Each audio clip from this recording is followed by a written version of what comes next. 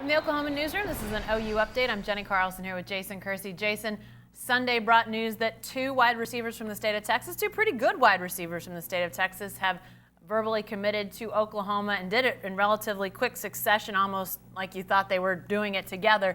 Talk about these two guys. Who are they? Well, the first one to commit was a three-star kid named Jalen Rieger, who is a three-star guy. And a lot of times I think us in the media and the public tend to think three-star, that's not as exciting as a four-star. But this kid had offers from Alabama and a lot of other really, really good schools. So, I think he's a guy. And then the other guy, Charleston Rambo, who has the coolest name. How can you say that name that way? It's the coolest. It's the coolest name.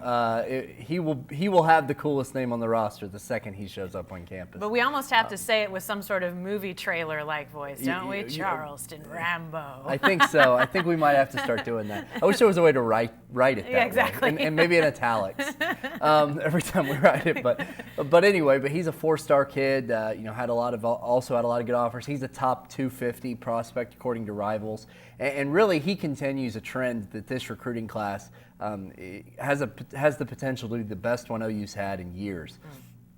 They typically, the last 5 or 6 years, haven't gotten commitments this early. They certainly haven't gotten this many top 250 guys.